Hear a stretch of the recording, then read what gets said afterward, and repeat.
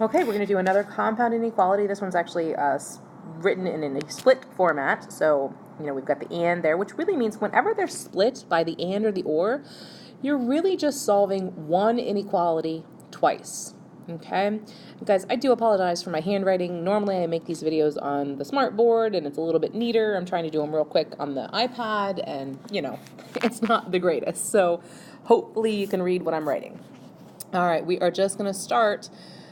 And guys, I picked the one with the decimal wrong one. Picked the wrong one with the decimal just to remind you that decimals are not scary. They are your friend and your calculator can totally kick their butt.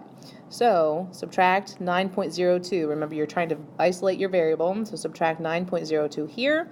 So then you're going to have a 1.3 b, and I apologize, my b's look like sixes. And you just do 17.73 minus 9.02 in your calculator. You get an 8.7. Oop, that's a terrible 8. 8.7. That's even worse.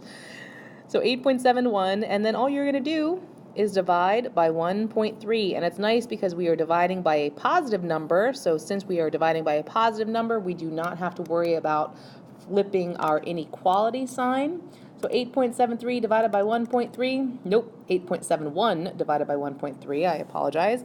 That is b less than or equal to 6.7, okay? And we got to go solve the other part of this. We are going to, on the second part, add 7.7 to both sides. So add 7.7 here. So we have 8b greater than or equal to negative 73.3 plus 7.7 is a negative 65.6.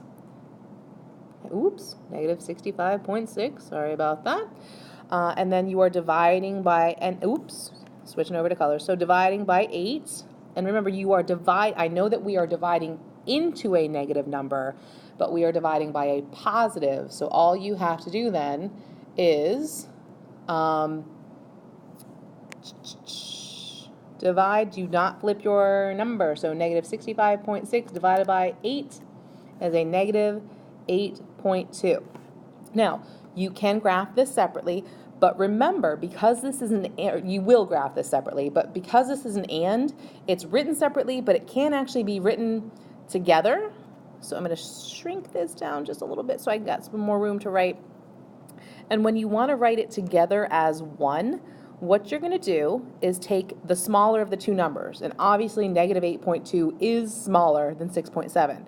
So negative 8.2 is less than or equal to b, and that is less than or equal to 6.7.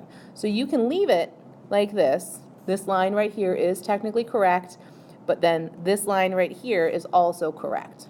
Okay? And it helps actually when you go to graph it, you've already rewritten it.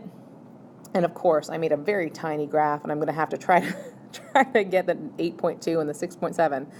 Remember, it is closed circles for both of them.